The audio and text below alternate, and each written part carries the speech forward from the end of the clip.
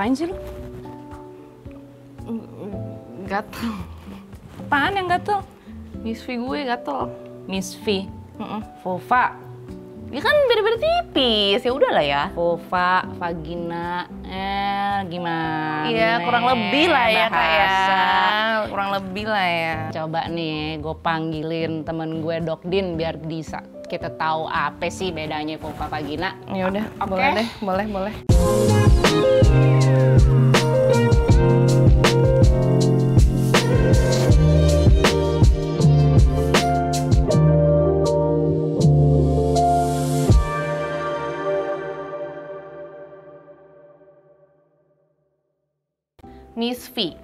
Misfi itu bisa vulva, bisa vagina, tadi kan udah dibenerin sama Kak Suso.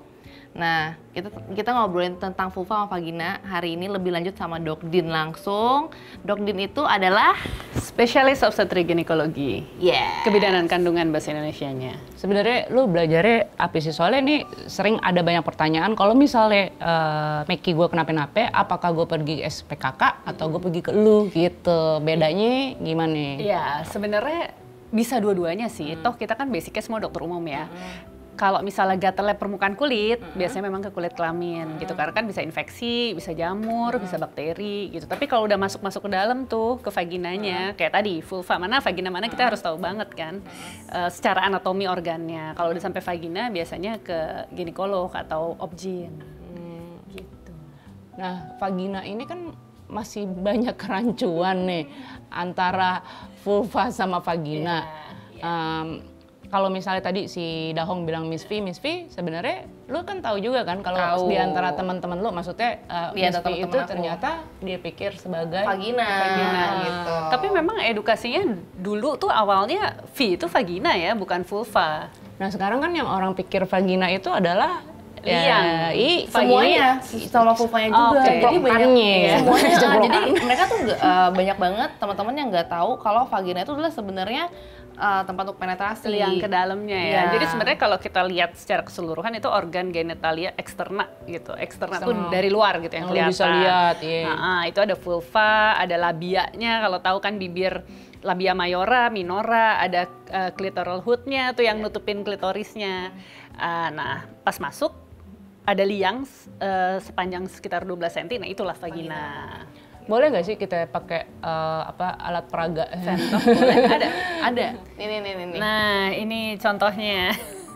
Jadi ini kan vulva, terus ini ada labia minora, labia mayora, di sini klitorisnya, terus nanti ada tutupnya. Ini variasi ya, sebenarnya nggak semuanya bentuknya kayak gini, tapi secara garis besar dia terdiri dari itu. Dan pas masuk ke di sini ada lubang kan, namanya introitus vagina, dan masuk ke sini vagina tempat penetrasi. Gitu. Jadi tadi lu bilang labia kan? Labia itu ada labia bibir. Majora dan minora, dan itu kebanyakan nih yang gue tahu banyak yang nggak nyaman gitu dengan bentuk mereka sendiri karena ada yang nggak simetris kayak sebelah lebih panjang. Ya ini kan sebenarnya kayak bibir ya. Mungkin kalau bibirnya doer bawahnya aja gitu, ini sebelah kanannya aja gitu. Atau biasanya yang paling nggak pede tuh cewek itu warna. Jadi warna hitam. Kenapa nih warna hitam? Pingin pink gitu. Kemudian keluarlah produk-produk yang bisa membuat labianya warna pink. Apa sih yang bikin make itu warnanya beda-beda? Sebenarnya memang variasi ya, sama aja kayak kita punya hidung mancung, punya hidung pesek, mata sipit, mata belok, sebenarnya sih sama aja. Cuman pada proses seperti persalinan, itu kan kalau lahirnya lewat bawah, kan udah pasti ininya keregang. Nah itu bisa mempengaruhi perubahan bentuk dari si labianya, terutama yang minora ya, yang ini. Warna juga bisa berubah. Kalau misalnya udah makin aging, makin tua, nanti ya dia lebih kisut atau lebih keriput nih. Coba gue lihat dulu ya. Jadi variasi itu bisa berubah karena pertambahan usia, riwayat persalinan, gitu, macam-macam. Kalau ini kan kita banyak yang nggak tahu nih tentang kayak banyak yang saru kan tentang vulva, vagina, bagaimana kita belum ngomongin fungsi gitu, baru penampakannya doang. Yang gue pengen tahu berapa awalnya kalau misalnya lu mau ngomongin masalah ini atau mau mengedukasi anak lu atau ponakan lu segala macam, itu di umur berapa sih supaya kita sebagai orang yang lebih tua gitu ngasih tahu? standar WHO deh ya, gue harus ada acuan kan ya. Kalau dari WHO sendiri tuh ada kategori usianya, dari mulai prasekolah, kemudian pas sekolah tuh SD, SMP, SMA itu udah pasti bahasanya beda, cara penyampaiannya juga beda gitu. Contoh misalnya yang prasekolah dulu gitu, kita boleh nggak menyebutkan ini namanya vulva atau vagina, kita ya terserah biasanya sama anaknya menyebutnya apa gitu, penis, pipi atau apa gitu, terserah aja. Tapi dia harus bisa membedakan ini punya perempuan, ini punya laki-laki, dan ini organ private kamu gitu, jangan boleh dilihat orang. Jadi ada organ yang bisa dipegang seperti tangan gitu, bisa kelihatan seperti mata, tapi ada organ yang memang nggak boleh dilihat sembarang orang gitu. Diawali dari itu, kemudian nanti SMP, SMA mungkin masuknya dari siklus menstruasi, bagaimana bisa terjadi kehamilan gitu-gitu. Terus kalau misalnya lo bilang ini kan penampakan gitu kan, berarti kan ada bulu nih di sini, Jambi gue panggilnya. Nah si Jambi ini kan kayak tadi si Dahong kan duduknya udah kayak ular keket gitu, nggak jadi itu terus nih. Nah itu apakah si Jambi ini punya fungsi tersendiri atau cuman sebagai dekorasi gitu adanya? Dekorasi sebenarnya nggak dekorasi juga ya. Jadi semua ciptaan Tuhan kan ada tujuannya sebenarnya. Jadi si bulu-bulu halus di sekitar vulva itu sebenarnya untuk mencegah bakteri, kuman, kotoran masuk ke dalam si vagina gitu. Meskipun vagina tuh bukan daerah yang steril ya. Jadi kan ada yang kayak, aduh kalau masuk vagina harus pakai sarung tangan steril gitu. Sebenarnya enggak, itu bukan daerah steril, tapi tetap si bulu-bulu halus itu untuk mencegah kuman, kotoran masuk gitu. Dan ya itulah sebenarnya awal mula diciptakan oleh Tuhan, adanya bulu-bulu di situ. Cuman kan kadang saat aktivitas seksual nggak nyaman, makanya banyak yang suka di wax. Aku tak pernah. Trim. Biasanya kalau trim gatel jadinya. Kalau di trim nggak gatel sih. Menurut aku yang paling gatel tuh kayak shaving ini. Kalau aku punya waktu sih aku pergi ke parlor untuk waxing sendiri sih. Dan kalau misalnya apa ya, aku merasanya kalau sekarang nih karena aku udah terbiasa dari dulu untuk waxing dan botak gitu ya. Jadi aku merasa justru karena ada bulu aku jadi merasa nggak nyaman. Iya. Pada akhirnya jadi kayak gitu karena ya pilihan. Ya pilihan aja gitu. Tapi sebenarnya kalau misalnya anjurannya ya, kalau kita lihat anjurannya sih boleh aja di wax, tapi harus lebih higienitasnya harus lebih baik. Karena kan tadi dia fungsinya buat mencegah kuman dan kotoran masuk kan. Gitu. Jadi kalau sampai memilih untuk di wax atau dihabisin, ya perhatikan lagi higienitasnya gitu. Masih ngomongin masalah penampakan juga nih. Ada nggak sih misalnya lo punya labia yang nggak simetris gitu dan terlalu menjulur keluar, kan mungkin apakah akan ada permasalahan? Mungkin bukan cuman karena kita tidak punya good picture about, ada nggak sih penampakan yang standar gitu? Pada akhirnya si perempuan-perempuan ini kan melihat referensinya dari film-film biru ya. Iya, akhirnya kan jadi melihatnya dari situ. Jadi kok punya dia pink, punya gue hitam gitu. Kok punya dia yang satu tuh labianya simetris gitu kan. Kok punya gue panjang sebelah sih. Sehingga kalau penetrasi itu agak susah. Karena harus disibak dulu nih yang satu gitu baru bisa dilakukan. Sekarang rambut lo pendek ya kan. Jadi bisa dilakukan bisa melakukan penetrasi sempurna. Nah, biasanya kalau udah sampai punya masalah kayak gitu, bisa tuh kita trim. Kita trim, namanya labioplasti. Gitu. Nah, aku baru tuh mau nanya, kayak sebenarnya apakah yang kalau di film biru-biru itu yang terlihatnya sepertinya sempurna sekali, vulva dan labia dan segala macam itu sempurna banget, apakah tuh mereka melakukan perjalanan vulvaplasti itu? Nggak tahu ya, tapi mungkin mereka terlahir seperti itu. Iya. Atau mungkin di touch up sebelum syuting. Ya kan sekarang balik lagi ya, kalau misalnya film bokep itu kalau zaman dulu gua gitu ya itu apa adanya. Kalau sekarang tuh kayak ceplokannya tuh benar-benar hampir sama, yang bersih, yang nggak ya namanya itu konsumsi kesenangan ya harus dilihatnya yang rapi dan bersih. Padahal kan itu kan jadi bikin apa sih? Insecurity.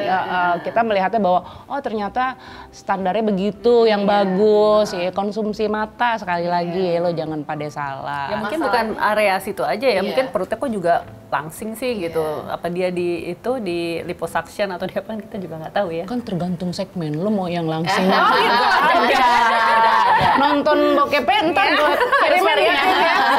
Tapi yang aku heran banget tuh yang kalau misalnya kalau di film biru gitu ya, mereka tuh bisa sampai kayak misalnya oke dia di waxing gitu, tapi kan di waxing tuh masih ada sisa-sisa kayak atau totol-totolnya yang kayak buat rambut tumbuh kayak pori-pori lah ya. Kalau di biru tuh nggak ada, kayak udah kayak tidak berpori-pori, udah kayak porselen gitu loh. Itu kan kayak impossible ya. Pakai yayasan. Yayasan tuh apa? Foundation. Oh my god. Lo pakai filter Filter kali ya. Ini juga banyaknya kayak antara gue sama Ida tuh sering banget ya kita punya teman-teman yang selalu menanyakan tentang masalah keperawanan, ya kan Hong. Ya, betul sih, tapi kadang-kadang ya oke ini karena untuk edukasi biar makin benar-benar pada tuh paham gitu ya soal keperawanan ini. Mari kita langsung diskusi sampai habis itu kupas tuntas deh tentang keperawanan ini.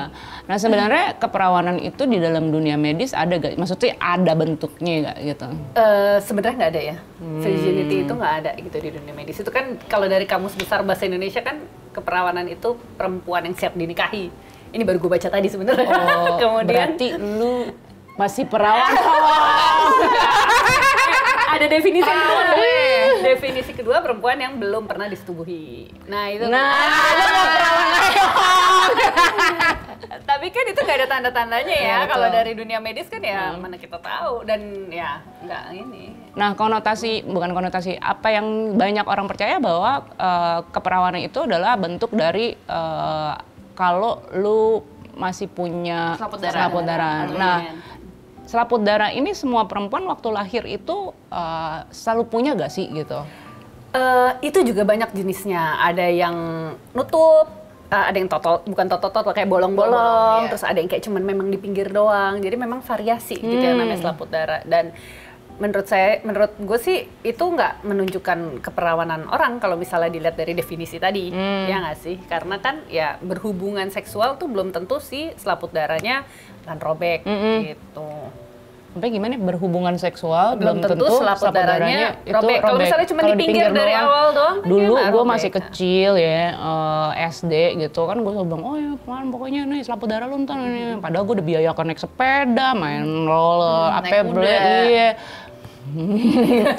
Nah, apa itu gue mau ngomong tadi lupa. Nah, ini si selaput darah ini gue berpikir bahwa itu bentuknya tuh kayak ini tahu apa sih kulit salak itu kan ada yang transparan gitu. Nah, gue pikir tuh ada di situ celepok gitu.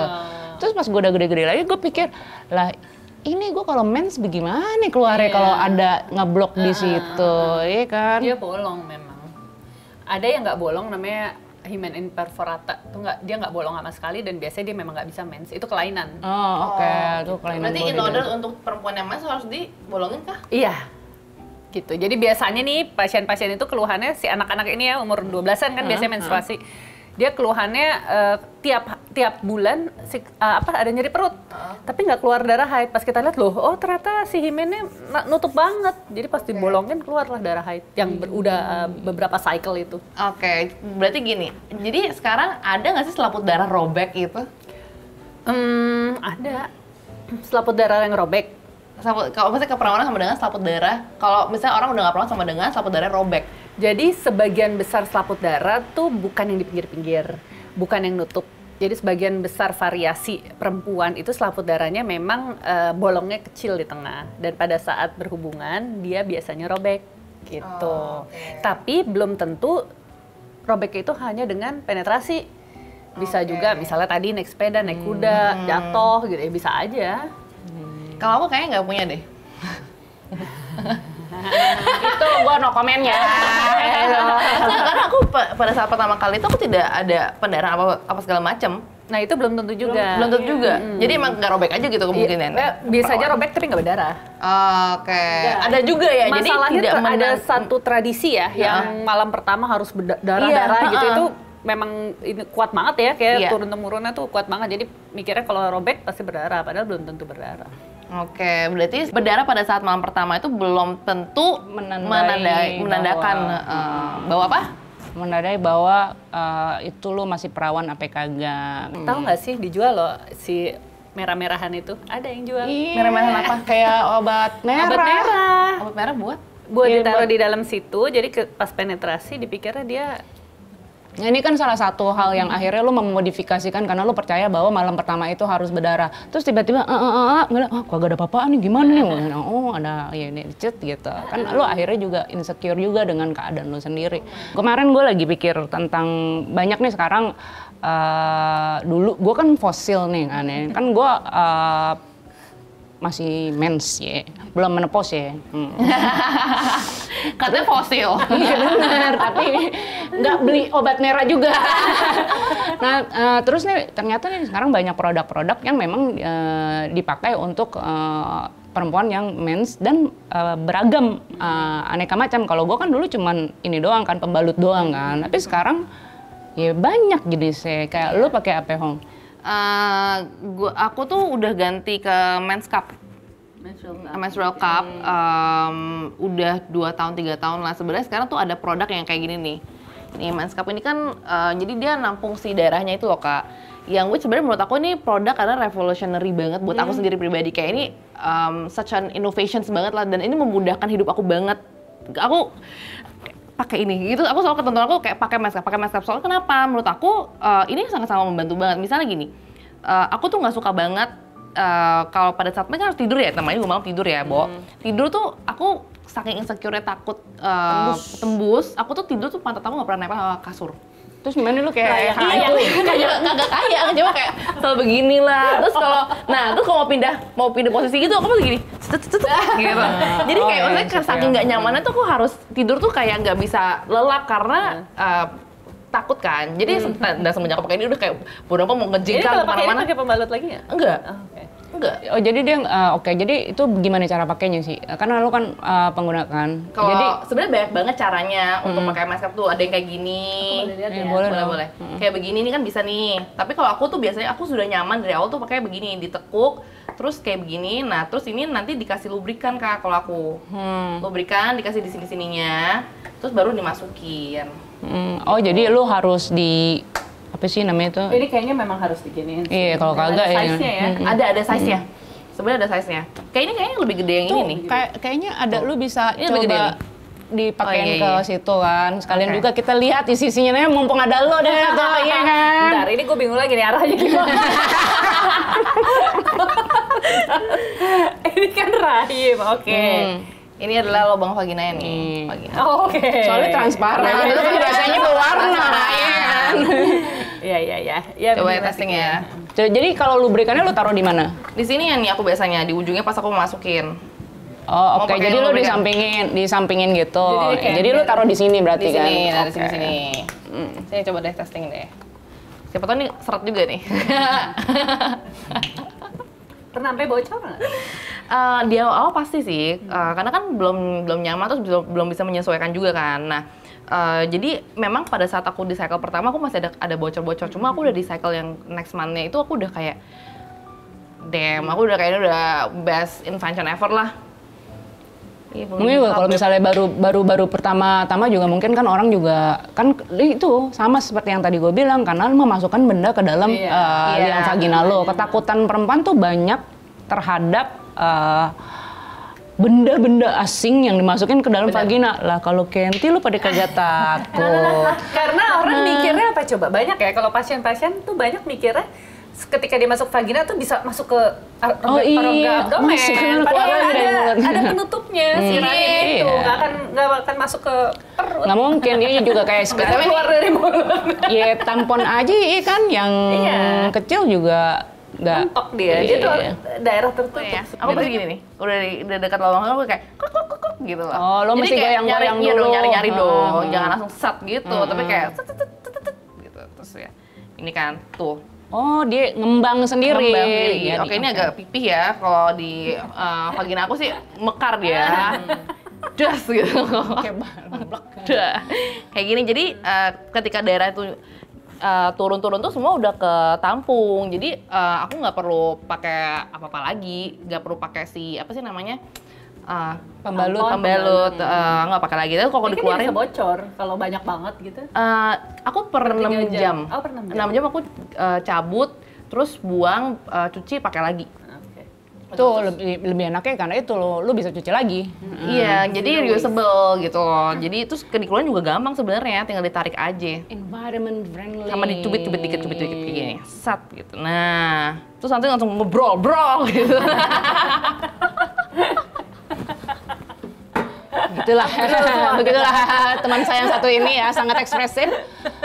Ya kurang lebih begitu lah ya. Tapi lu kan sebagai anak muda kan lu banyak tahu kan produk-produk yang baru-baru nih. Sementara gue kan taunya yang begitu-gitu doang gitu. Selain menstrual cup gitu ada yang lain-lain gitu? Ada, sebenarnya ada. Jadi ada yang namanya perfect fit. Dia tuh perfect fit tuh jadi dia jual celana dalam menstruasi. Jadi kayak pakai celana dalam biasa aja, tapi nggak usah pakai telepon lagi, nggak usah pakai. Iya kayak pampers.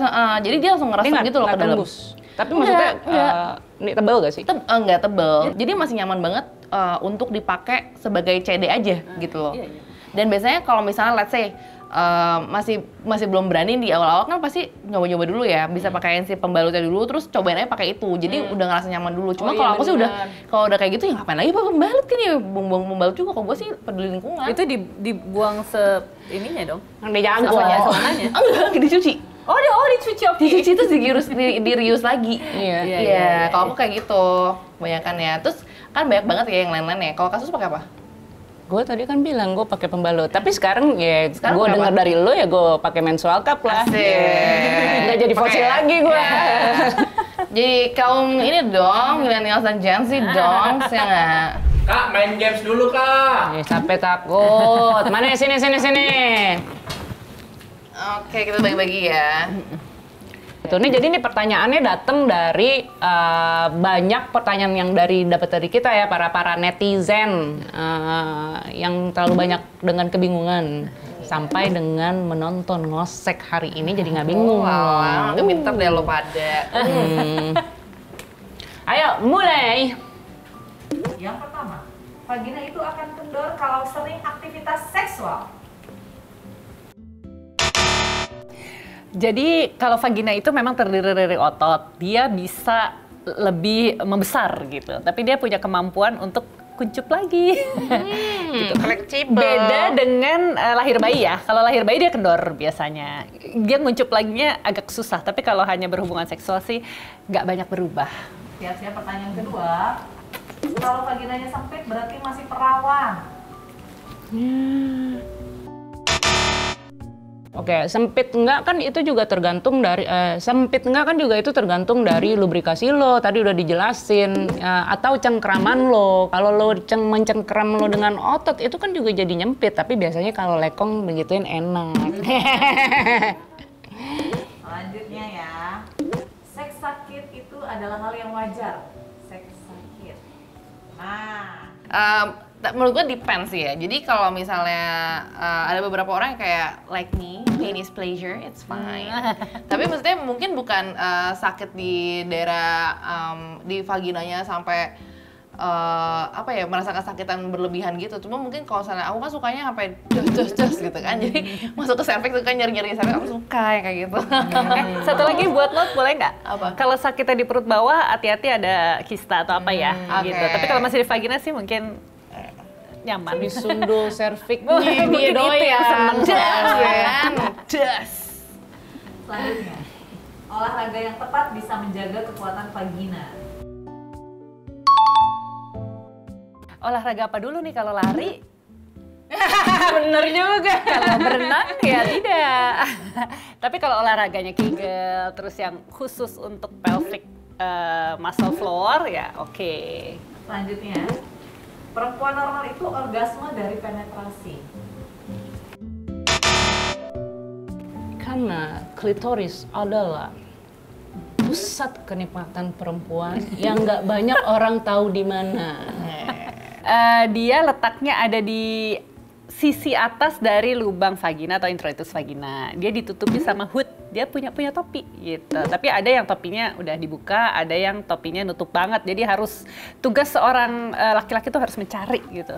Gimana sih sebenarnya ditutup apa enggak sama topinya gitu. Selanjutnya, vagina kendor kalau melahirkan secara vaginal.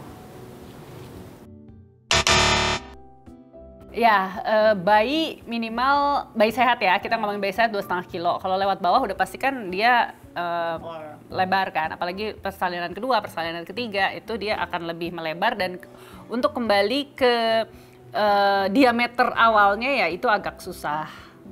Harus melalui proses operasi namanya vaginoplasti. Kalau nggak susu kenapa jawabannya? Karena gue pikir apa aja barang di situ bisa masuk ya kan, terus dia bisa balik lagi gitu ke ukurannya dia semula karena dia elastis.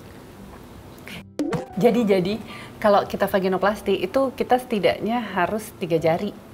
Itu karena kalau udah lahirannya banyak, itu 5 jari bisa masuk. Emang ini sangat menarik sih karena kan gue belum pernah hamidun atau melahirkan gitu. Jadi gue selalu pikir bahwa oh ya ini dia setelah dia melahirkan pasti akan kembali lagi ke bentuk asalnya gitu. Jadi kalau misalnya di olahraga, misalnya tadi rutin latihan pelvic floor muscle, dia memang bisa ya kayak otot lah ya, ya lebih kuat, maksudnya lebih kencang, tapi dia nggak akan bisa bener-bener mengembalikan kayak masih belum pernah lahiran. Udah banyak banget yang kita pelajarin hari ini bersama Dok Din. Thank you so much Dok Din hari ini ilmu-ilmunya. Iya lo banyak banget sampai wah. Iya, tercerahkan banget ya kita ya Iya. juga ya. Buat teman-teman jangan lupa nonton Ngosek, ngobrol seputar seks, hasil produksi dari Magdalene dan Laci Asmara, didukung oleh G-Cup, Vivo by dan Pack Pharma, dan juga Perfect Fit. Kenalin badan, senang-senang kemudian malu bertanya, sesat di kanal Asmara. Lala.